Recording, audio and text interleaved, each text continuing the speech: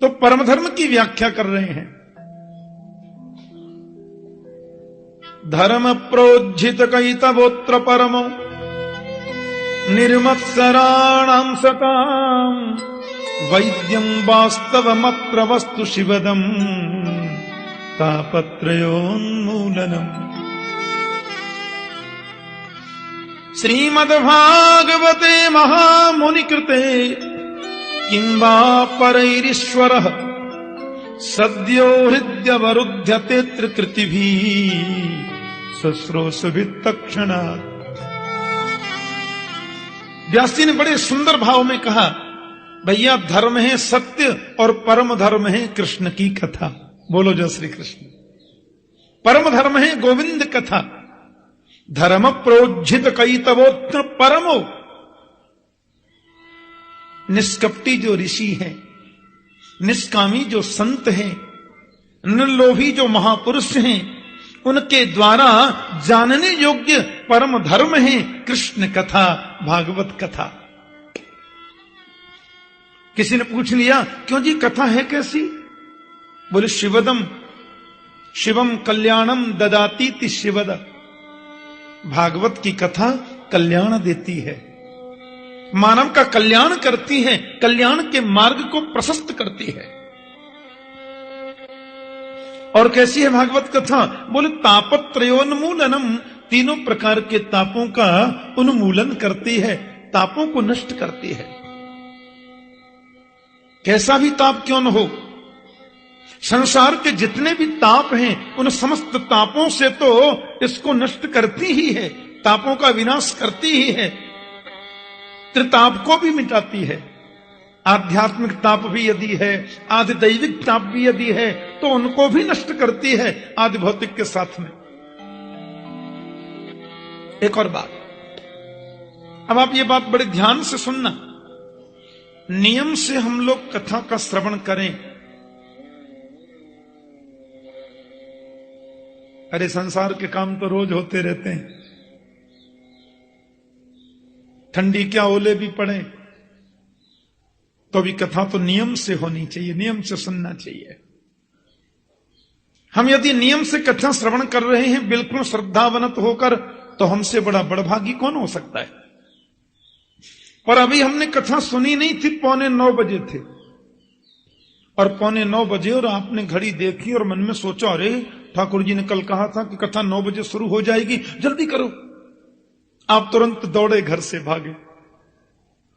अभी आप आए भी नहीं, मंडप में आप पहुंचे नहीं, केवल कथा सुनने का आपने संकल्प लिया कि 8:45 बज गया, हमको कथा में पहुंचना है। तो भागवत में लिखा है कि जिस समय कथा सुनने का मन में संकल्प हम लेते हैं, उसी समय गोविंद हमारे हृदय में प्रकट हो जाते हैं। बोलो जय श्री कृष्ण। ऐसा लिखा है, सद्यो हृदयवरुध्यते त्रिकृति भी शुश्रूष भी तत्क्षणात्। श्रोतुम इच्छ भी, अभी सुनने की केवल इच्छा जगी है, हम पहुंचे नहीं है। तो जिस समय सुनने की इच्छा हृदय में जगी, सद्य हृदय हरि अवरुध्यते, उसी समय भगवान हृदय में अवरुद्ध हो जाते हैं। ऐसा व्यास जी बता रहे हैं। सद्यो हृदय अवरुध्यते त्रिकृति भी शुश्रूष भी तत्क्षणात्। 7 दिन नियम से सुन ले, इससे बड़ा सद्भाग्य तो हमारा क्या हो सकता है, हैं? एक शब्द भी भागवत का कान में पड़ जाए तो पवित्र प्रवेश कर जाता है। 7 दिन सुन ले, इससे बड़ी बात और क्या है।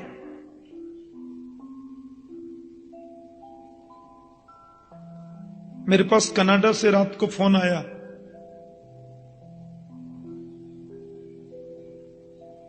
बोले ठाकुर जी हम भागवत कथा सुनने वृंदावन आ रहे हैं।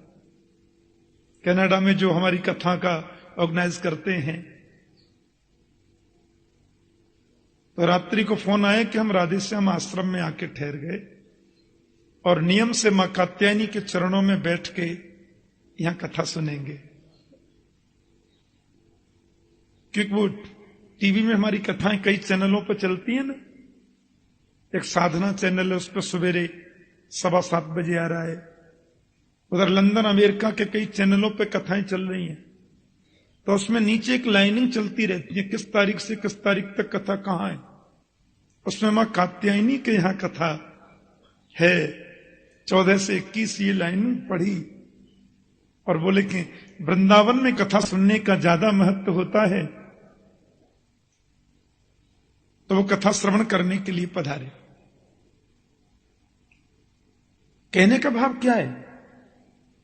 परमात्मा की कथा जितनी श्रद्धा से सुनो उतना वो सुख प्रदान करती है, उतनी ही कथा आनंद प्रदान करती है। तो सद्यो हृदय वरुद्ध तेत्र कृतभी शुश्रूष वित्तक्षणा, भगवान उसी समय हृदय में प्रविष्ट हो जाते हैं।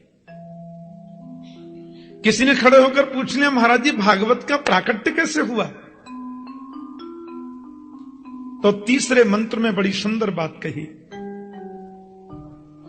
कि निगम कल्पतरोर गलितम फलम सुखमुखात अमृत द्रव संयुतम पिबत भागवतम रसमालयम मुहुरहो रसिका भुवि भावुका। निगम कहते हैं वेद को, तो निगम कल्प तरोर गलितम फलम, निगम रूपी जो कल्प वृक्ष है, भगवान वेद रूपी कल्प वृक्ष, उसका पका हुआ फल ही श्रीमद् भागवत है।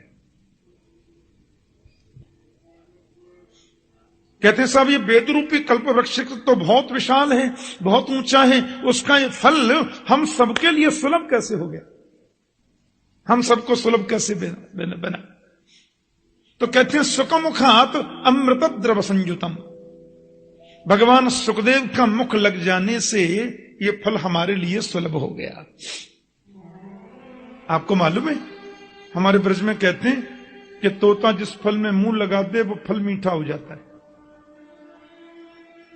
मेरी दादी जी थी ना, उनका नाम था मिश्री देवी, और जैसा मीठा नाम, पहले ऐसे नाम होते थे मीठे मीठे, और जैसा मीठा नाम वैसा ही उनका मीठा स्वभाव।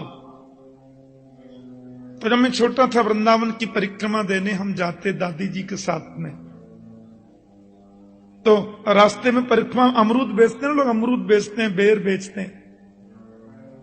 तो मैं कहता अम्मा हम तो अमरूद लेंगे, तो दादी मुझे अमरूद दिलवाती वहां पे बगीचे में, और उससे बोलती भैया ऐसा अमरूद दीजो जामे तोता को मोह लगे हो। हमने कि तोता को छोटो काई को खामे, तो बोलती तू ना जाने तोता जामे मोह लगा दे वो फल मीठो है जाए। बोलो जय श्री कृष्ण। अब या तो आप ये समझिए कि तोता का मुख लग जाने से खट्टा भी मीठा हो जाता होगा, या ये समझिए कि तोता मुख लगाता ही उसमें है जो ऑलरेडी मीठा ही होता है। लेकिन तोते का मुख जिसमें लग जाए वो फल खट्टा नहीं होता, पक्की बात। ऐसा मेरी दादी बोलती थी। तो सुखदेव भगवान का मुख लग गया, सुख माने तोता, तो सुखमुखात सुखदेव स्वामी के मुख से ये हमको प्राप्त हुआ है। अरे महाराज बड़ी खुशी की बात है, बहुत बढ़िया वृक्ष बता दिया वेद भगवान, बहुत सुंदर उसका फल है गुरुजी, बहुत आनंद की बात है, पर अब ये और बता दो उसमें छोड़ क्या दें? व्यासी बोले क्या मतलब? अजी फल में तो गुठली होती है, छिलका होता है, कोई भी जानकार आदमी गुठली छिलका खाता ही नहीं। गुठली छिलका खाता है कोई? तो भागवत को आपने फल बता दिया, अब हम उस फल को खाने जा रहे हैं, तो ये बता दो इसमें गुठली क्या है, छिलका क्या है, उसको पहले ही निकाल के रख दें अलग। बोले नहीं नहीं ये बात तो कहना ही नहीं, इसमें गुठली होती नहीं, छिलका होता ही नहीं। तो महाराज जी बिना गुठली का छिलके ये फल कैसा? बोले अमृत द्रव संयुतम, इसमें तो अमृत भरा है, इस फल में तो केवल अमृतत्व भरा है, ये अमर बनाता है, अमृत इसमें भरा है। बोले महाराज जी वो अमृत कैसा है? अमृत का जरा रूप कैसा है? द्रवो मोक्ष, इसमें मोक्ष रूपी अमृत भरा है। अमृत द्रव संयुतम, इसमें अमृत है, द्रव माने मोक्ष से युक्त अमृत है। आहा। तो महाराज जी फिर हम लोग करें क्या? बोले पिबत भागवतम रसमालयम मुहुरहो रसिका भुवि भावुका। अरे भाई, इस भागवत रूपी रस को पियो। पिबत भागवतम आलयम मोक्ष पर्यंतम, इसको मुक्ति तक पियो। पीते ही चलो, पीते ही चलो। आहा, कब तक नहीं मिलेगी मुक्ति, ऐसा लिखा है। या तो ये समझो कि तब तक पियो जब तक मर न जाए। हाँ, और मृत्यु के बाद में फिर जन्म आ जाए तो फिर पियो। और फिर कब तक पिए? बोले आलयम मोक्ष पर्यंतम, जब तक मुक्ति न हो जाए पीते ही चलो। रामचरित जे सुनत अघाही, रस विशेष जाना तिन नाही। परमात्मा की कथा को सुनकर के जो ये बोलने लग जाए, बस बस बस बस बहुत सुन लिया, अब क्या सुनना, उसने कथा को समझा ही नहीं, कथा के तत्व को पहचाना नहीं। एक माता मेरे से कह रही थी, एक मैया ने पूछा था, ठाकुर जी इतनी भागवत करते हैं आप, 26-27 साल से कर रहे हैं, आपको कभी थकान नहीं होती? मैंने कहा माता, हृदय की बात कहूं तो मैं 10 दिन कथा नहीं करूं तो थक जाता हूं। बोलो जय श्री कृष्ण। मैं तो प्रभु से कितनी प्रार्थना करता हूं, हे गोविंद तुमने बहुत बड़ी कृपा की। पहली कृपा तो तुमने ये करी कि मुझे भारत में जन्म दिया। हम उस देश के वासी हैं जिस देश में गंगा बहती है। और दूसरी कृपा यह की कि मुझे ब्राह्मण कुल में जन्म दिया। तीसरी कृपा यह थी कि मुझे ब्रजवासी परिवार में जन्म दिया। और चौथी कृपा यह करी कि बचपन से संतों की सन्निधि प्रदान की, संतों की गोद में खेलने का अवसर मिला। और पांचवी कृपा यह थी गोविंद कि तुमने अपनी कथा देने कहने की ही सेवा मुझे प्रदान कर दी। कोई टेंशन ही नहीं है, न फैक्ट्री का टेंशन, न नौकरी का टेंशन, न परिवार का टेंशन, न कोई व्यावहारिक टेंशन। केवल एक ही बात, आज कथा ऐसी करी है, कल इसको ऐसे सजा के करूंगा। अब ऐसी करी है, कल इसमें और सुंदर संतों के भाव कहूंगा। इसके अलावा दूसरा कोई विचार आने का टाइम ही नहीं रहता। बोलो जय श्री कृष्ण। बताओ, मुझसे बड़ा सुखी, मुझसे बड़ा प्रसन्न आत्मा संसार में कोई दूसरा हो सकता है? बोलो जय श्री कृष्ण। कितने गोविंद की कृपा है, कोई चिंता ही नहीं।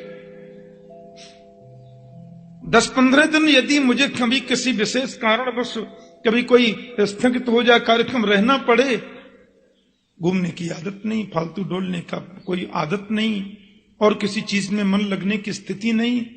संतों को सुनना, महापुरुषों को सुनना और उनकी वाणी को दुनिया को सुनाना, वितरित करना, और कोई काम ही नहीं मिला। हाँ, कितनी बड़ी कृपा है गोविंद की हमारे ऊपर। तो कथा कहते में भी अघाना नहीं चाहिए और सुनने में भी कभी नहीं अघाना चाहिए। काहे का अघाना? कथा जिन कानों से नहीं सुनी, वो कान तो चूहे के बिल के गड्ढे के समान है। हम बहुत बड़े पुण्यात्मा हैं, मां के चरणों में, मां की गोद में बैठकर गोपियों के द्वारा सेवित मां की सन्निधि में बैठकर हम, अब इससे बड़ा प्रमाण और क्या होगा कि गोपियों को जिस मां की कृपा से परब्रह्म गोविंद मिल गया, उसके चरणों में बैठकर हम उनकी लीलाओं का अनुगान श्रवण करेंगे तो कभी तो उसको दया आएगी। और एक बार भी उसकी नजर पड़ गई तो जीवन धन्य है। आइए हम लोग प्रसंग पर चले। पवित्र नैमिषारण्य की भूमि, 88,000 ऋषि लोग बैठे हुए हैं। उन ऋषियों की मंडली के मध्य में आदरणीय सूत जी महाराज पधारे हैं। महात्मा का किंचित प्रसंग सुनकर के ऋषियों को आनंद मिला था और सूत जी महाराज बड़े गदगद हो रहे थे। अब उन समस्त ऋषियों ने अपने मन में एक विचार किया। आप जरा विचार करके देखो, कितना सुरम्य वातावरण रहा होगा। चारों तरफ वृक्षावली, वृक्षों के नीचे तपस्वी ऋषि जन बैठे हैं। व्यास मंच पर युवावस्थापन्न महात्मा सूत जी जो वेद व्यास के शिष्य हैं वो विराजमान हैं। अपने नित्य कर्म आदि से निवृत्त होकर के ऋषि लोग एकदम शांत भाव से बैठे हैं और सूत जी से कहने लगे, आपको अच्छा लगे तो हमारा कुछ पूछने का मन था, क्योंकि शास्त्र कहते हैं बिना पूछे किसी को मत बताओ, और यदि कोई अन्याय से पूछता है तो भी मत बताओ। अन्याय से पूछना भी तो बताना नहीं चाहिए ना। जिससे हम सुनते हैं उसके प्रति पहले श्रद्धा व्यक्त करो तो बातें तुम्हारे हृदय में उतरेंगी और में उतर जाएंगी। प्यार से बोलो जय श्री कृष्ण। अब 88,000 लोग यदि एक साथ प्रश्न कर लें, जोर जोर से बोले तो हल्ला बहुत हो जाएगा ना। इसलिए उन सभी ऋषियों ने अपनी तरफ से एक संत को आगे बिठाया और बोले, आप हमारी तरफ से प्रश्न करो। सूत जी बोले, मैं कुछ भी नहीं जानता और मुझे कोई ज्ञान नहीं है। मैंने कल कहा था ना, ज्ञानी तो वही श्रेष्ठ है जो अपने को ज्ञानी कभी समझता ही नहीं। भक्त वही ऊंचा है जो अपने को सबसे निकृष्ट मानता है। भगवान गोस्वामी तुलसीदास जी ने भारतीय समाज का जो कल्याण किया है वो कोई कर सकता है? ऐसा दिव्य रामचरित्र हमको प्रदान किया, लेकिन नाम क्या लिखा? तुलसी दास। आदरणीय सूरदासी महाराज जो कवियों के सूर्य हैं, सूर सूर तुलसी शशि, नाम लिखा सूरदास। कुंभन दास, रवि दास, रे दास, कबीर दास। उनके नाम से ही कितनी उनकी विनम्रता झलकती है। भक्त वही श्रेष्ठ है जो अपने को छोटा माने। सूर्य कहते हैं, मैं तो बिल्कुल कुछ नहीं जानता, फिर भी आप लोग मुझे इस योग्य मानते हैं, तो जो मैंने गुरुजनों से जाना है उसको आपके सम्मुख वितरित कर दूंगा, उसमें मेरा जाता क्या है? ऋषि बोले, नहीं नहीं, हम लोगों ने 6 प्रश्नों को चुन करके रखा है साहब, और बड़ी आशा, बड़ी जिज्ञासा और बड़ी प्रीति से आपसे पूछना चाहते हैं। हाँ हाँ, क्या प्रश्न है बोलिए।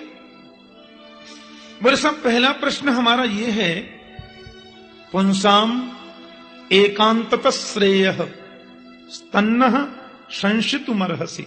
ध्यान से सुनना। मानव के कल्याण मार्ग का धर्म क्या है? क्या डुबकी लगाने से, परिक्रमा देने से मुक्ति होती है?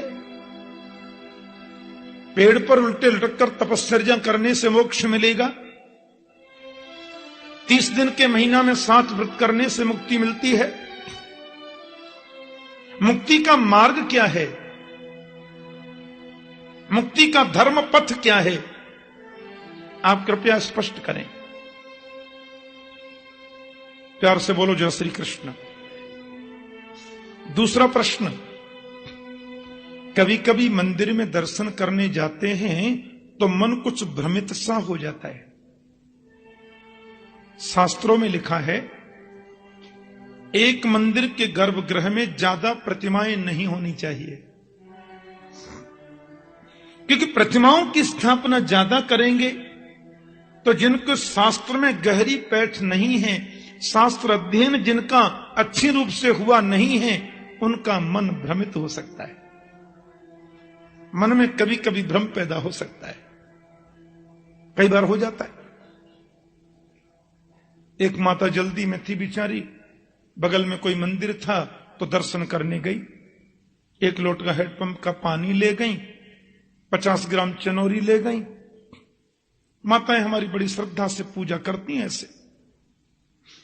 अब मंदिर में तो क्या है, आजकल होड़ लग जाती है, शिव दरबार हमारी तरफ से, तो राम दरबार हमारी तरफ से, तो गोविंद दरबार हमारी तरफ से, वैष्णव दरबार हमारी तरफ से, संतोषी का दरबार हमारी तरफ से।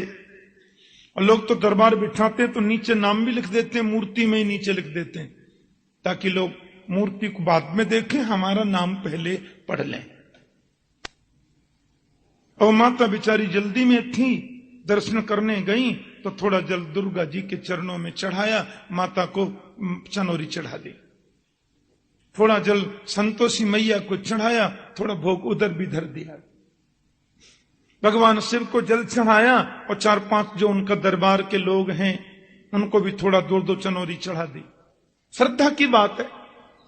हनुमान बाबा थे तो थोड़ा जल उधर चढ़ाया, थोड़ा भोग उधर भी लगा दिया। आगे और देवता थे तो थोड़ा उधर भी लगा दिया। राम दरबार था तो थोड़ा भोग उधर भी चढ़ाया। अब हुआ क्या, लोटा पानी भी खत्म और चनोरी दोना भी खत्म। बोलो जय श्री कृष्ण। देवता भी 5 बाकी रह गए। अब माता जी तो रास्ते में सोचती जा रही, देखो वो शंकर जी तो रह गए, न्यों कहेंगे हमको छोड़ गए।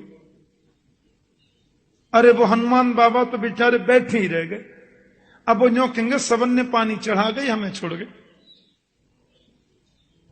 अब बताओ, जिसका अध्ययन पक्का नहीं है या जिसकी निष्ठा में थोड़ा भी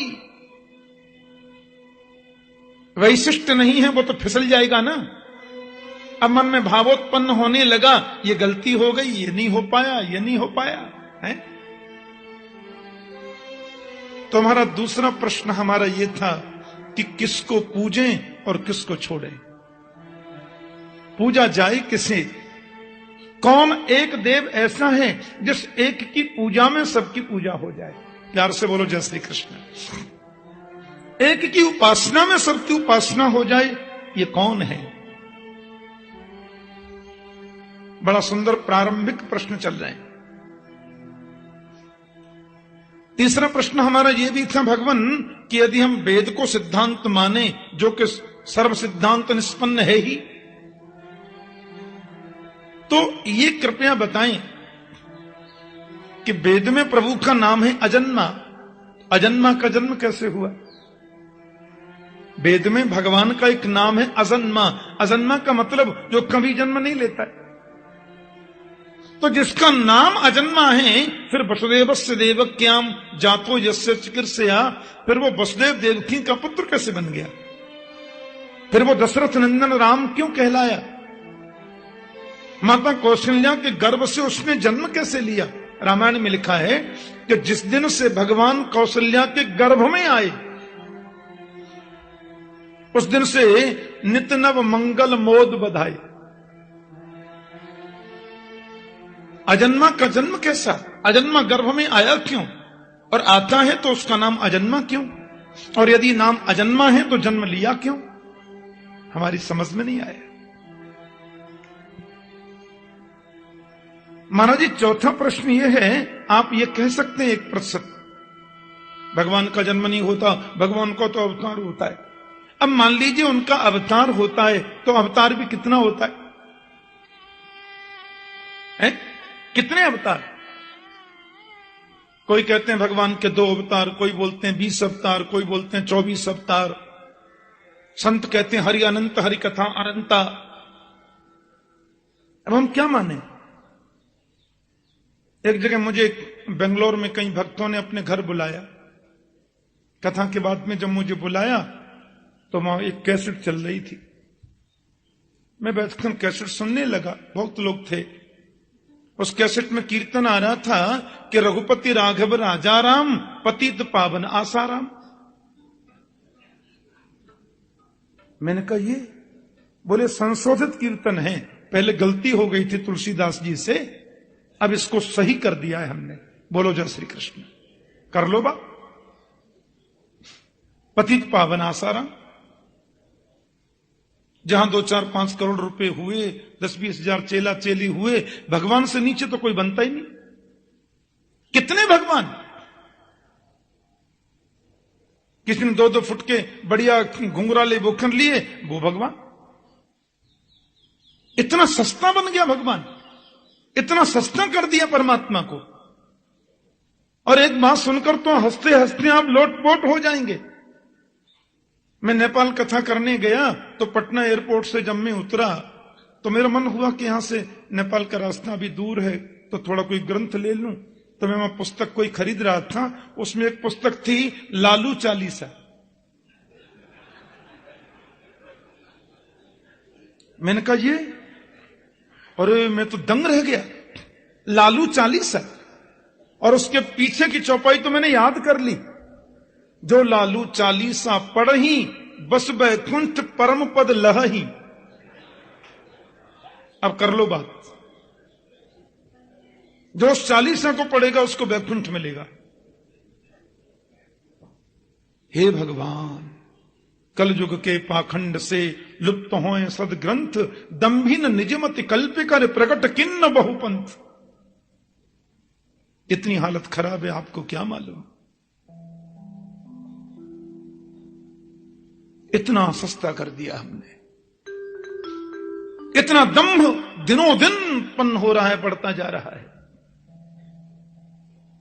ऋषियों की दृष्टि कितनी महान थी, वो जानते थे कि यह होने वाला है, इसलिए वो प्रमाण की बात करते हैं। महाराज प्रमाण दीजिए, प्रभु के अवतार हैं कितने। तस्मा शास्त्रम प्रमाणम ते, शास्त्र का प्रमाण ही सर्वोत्तम है। 24 अवतार के, 20 अवतार के, 10 अवतार के, 1000 अवतार कितने। और 5वां प्रश्न हम आपसे ये करना चाहते हैं कि हमको सार सार बताना, क्योंकि टाइम नहीं है। उस समय टाइम की कमी नहीं थी, पर वो आज के हिसाब से कह रहे हैं टाइम नहीं है। कलयुग में लोगों पे समय नहीं रहेगा, और समय मिलता है तो बहुत टाइम हमारे वैष्णव जगत में उसको बोलते हैं कालक्षेप। कालक्षेप करने के लिए बहुत साधन है, जीटीबी और फीटीबी और बीटीबी और एमटीबी और 1TB, बड़े बड़े डबल बेड पे चैनल बदलते जाओ। इसलिए महाराज अतः साधोत्रयत सारम समुद्धृत्य मनीषया, शास्त्रों का जो सार है वो आप मुझसे कहना, वो आप हमसे कहिए, क्योंकि आगे लोगों पर समय नहीं रहेगा। इसलिए गागर में सागर भरना गुरु जी। और अंतिम जो हमारा प्रश्न है वो कुछ विचित्र सा है, वो हमारे अपने मन की जिज्ञासा है। बहुत सुंदर बात पूछी।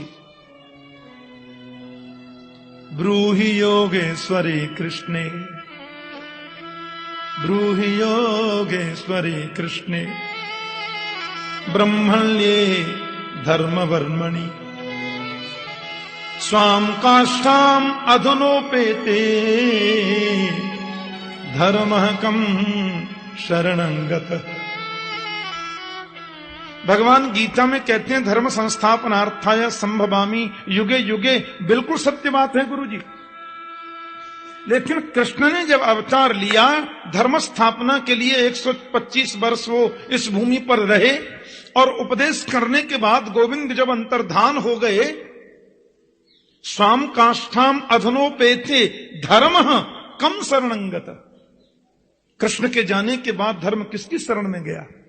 धर्म निराश्रित हो गया होगा, धर्म अकेला पड़ गया होगा, धर्म हमारा कमजोर पड़ गया होगा। यह हमारा प्रश्न है, जवाब चाहिए। ऋषियों ने 6 प्रश्न किए, और इन 6 प्रश्नों के उत्तर में 7 दिन की कथा चलती है।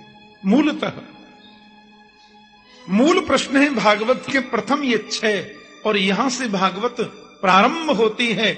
इन 6 प्रश्नों के उत्तर में ही 7 दिन प्रसंग चलेंगे, और जितने भी अन्य प्रश्न आते जाएंगे उन सब इन 6 प्रश्नों के अंतर्गत ही होंगे। चाहे वो कपिल देवहूति संवाद हो, चाहे वो युधिष्ठिर नारद संवाद हो, चाहे प्रहलाद असुर बालकों का संवाद हो, चाहे विदुर मैत्रेय संवाद हो, चाहे नवयोगेश्वर संवाद हो, और चाहे अंत में कृष्ण उद्धव संवाद हो। वो जितने भी संवाद हैं और जितने भी आंसर हैं इन 6 प्रश्नों पर ही घूमते हैं। बोलो जय श्री कृष्ण। ये भागवत का सार है। ये हमारे 6 प्रश्न है महाराज। आदरणीय सूत जी ने प्रश्नों को सुना, और वो चाहकर भी अपने अश्रु बिंदुओं को रोक न सके, क्योंकि ऋषियों के इन 6 प्रश्नों में अपने लिए कोई प्रश्न नहीं था।